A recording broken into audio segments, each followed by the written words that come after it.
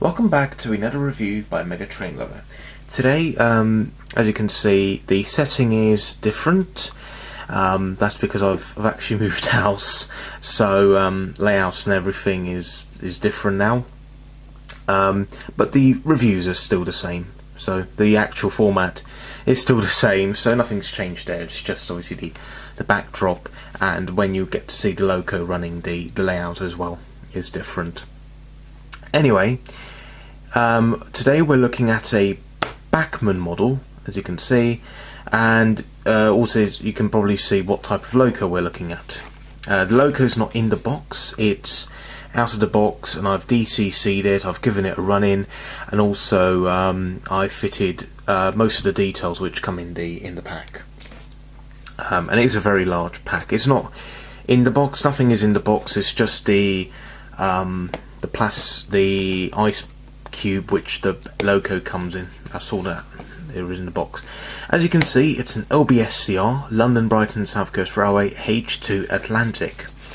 If we turn to the side, the product code is 31-921. It's a H2 class, number 32424, Beachy head, and it's in the BR lined black with the early emblem, and it's 21 pin DCC ready. If we turn to the back, you can see we have tons of information on the class, this particular class, which is the H2. So a bit of information on this class. So the H2s were built at Brighton Works to the design of D.E. Marsh, who was the chief mechanical engineer. Sorry.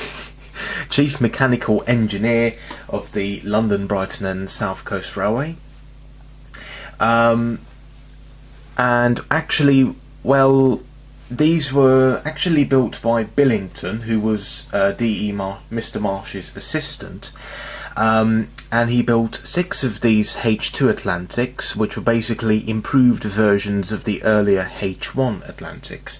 The H1s, so they were very, very similar. The only difference was that the H2s were built with superheaters. And these were, the 6 of them were built between 1911 and 1912, and they were put to work on express passenger trains from London to Brighton along the Brighton main line. By 1926, they were replaced on the Brighton main line by the King Arthur class, but they still managed to find work on other boat trains, connecting with ferries that crossed the Channel. However, during the Second World War, all of these ferries obviously didn't run, which meant that the H2s had little work to do. So they were put to store, or they used them on other duties across southern England. They did return to boat trains after the war, and they were actually in service until the 1950s. So the first member of the class was withdrawn in 1949, and that's just one member. But they all carried on in use until 1956. And the last withdrawal was in fact this particular one, Beachy head. It was withdrawn in April 1958. Sadly, none of the 6 members have been preserved. However, there is currently a replica of this very locomotive, Beachy head, currently under construction at the Bluebell Railway. At the time of filming this review, it's still ongoing. I think they recently did the hydraulic test on the boiler, which is a very, very good sign. The frames are complete. I went to the Giants of Steam Gala weekend last month in October, and I spoke to one of the volunteers, because I went into the Atlantic house where they're building Beachy head. Spoke to one of the volunteers, and he said that the estimated completion date is early 2021. So still just over a year off, but they're getting very, very, very close to the completion date, and it'll be very, very exciting. This particular model depicts how Beachy head will look when she is first outshopped, when she's first completed, the replica of Beachy head.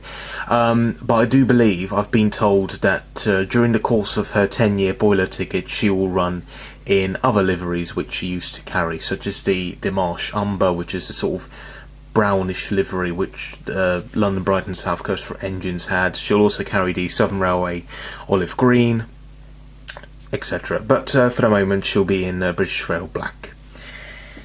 So the locomotive in question, let's just put the box to one side. The loco in question is right here. Bring it round, there we go. Here is Beachy Head. Now the engine and the tender are coupled together by means of a wire and a bar, and I don't want to remove it because the plug is some way behind.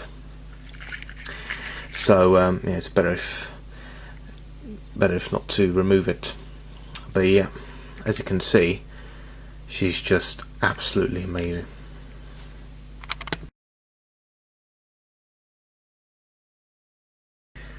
Wow, as you can see, she's just absolutely beautiful. Now it is a bit hard to hold her because of the tender and the engine, a tender and the locomotive being coupled, but I'll try my best. Anyway, let's start at the front. So I do have to be careful because she does have a lot of really delicate parts to her. Yeah, that's what I mean. There we go. Right, so here's the front. So when I mentioned that I've added detail, this is one of them. This is someone was talking about. So these two discs, they come in the detail pack, and I've added them. And also all this buffer beam detail, such as this is the vacuum pipe, the air pipe, the chain link coupling, and then the steam heating pipe, and also these guards just in front of the wheels. I'll just show you. Yep, there you go. These they're all come in the detail pack.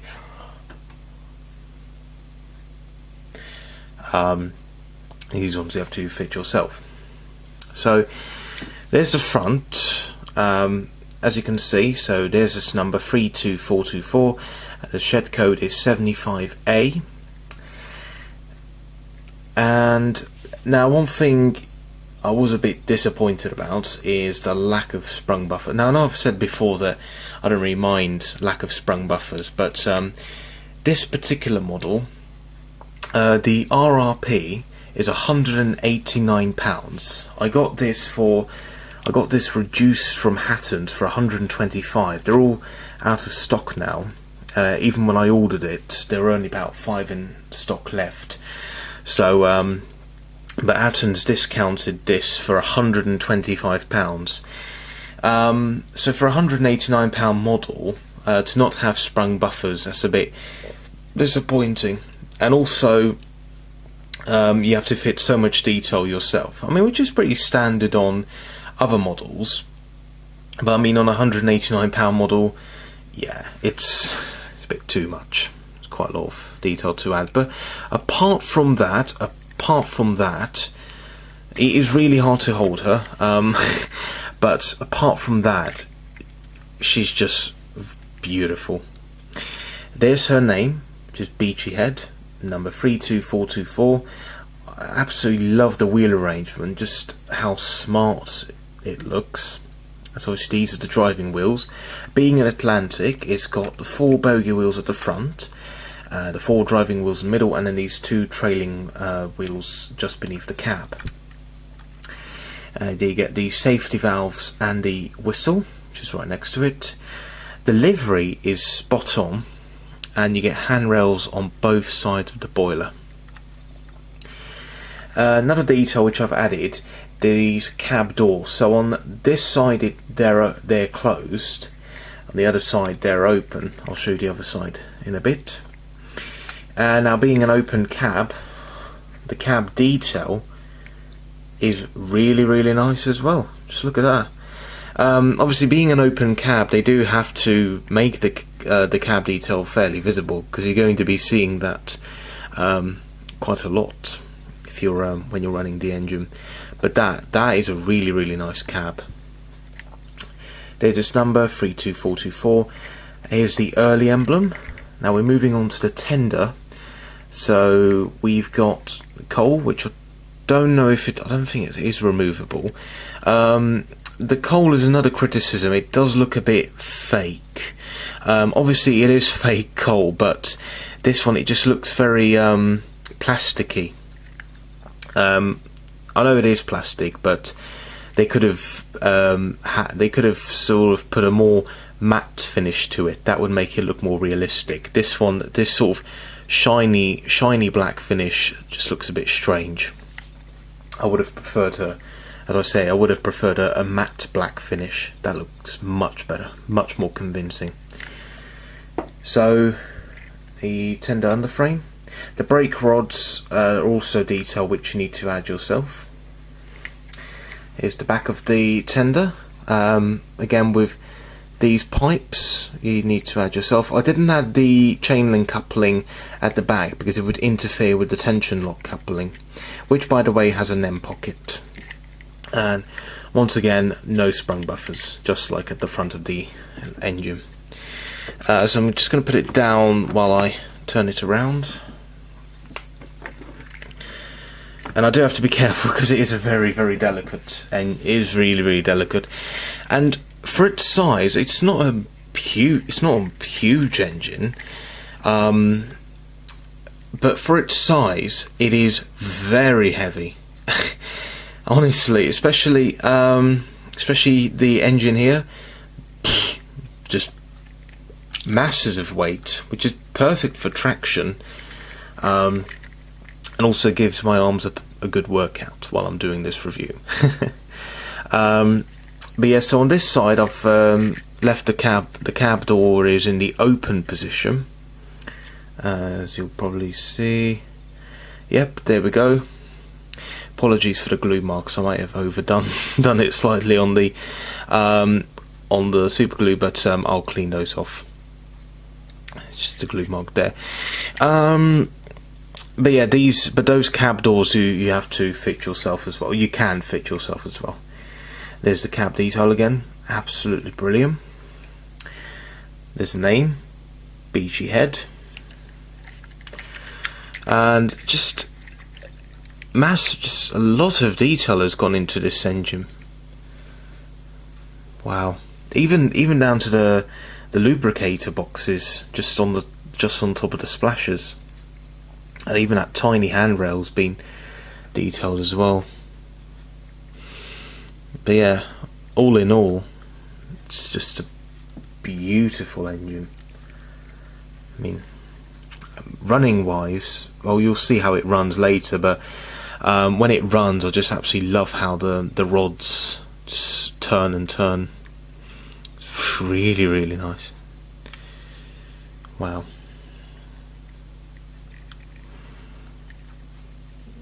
I don't really have anything more to say other than the fact that we're going to put her on the track now and see how she performs.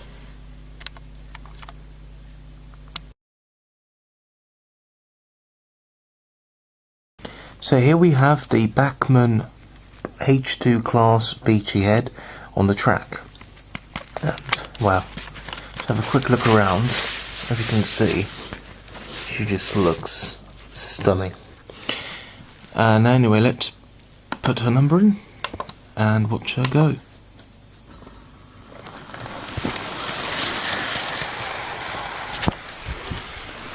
And there she goes. Now I've put her up to halfway speed, which is running in speed. But wow, she is running very nicely. Sees what I mean? The valve gear, the way it just sort of moves about, absolutely stunning.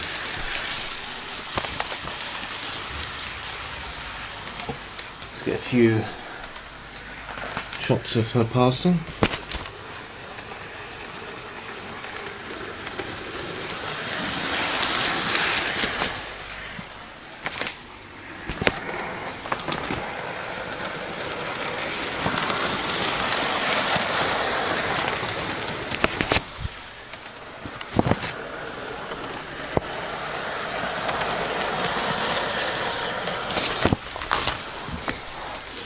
So yeah, as you can see, she's just absolutely amazing.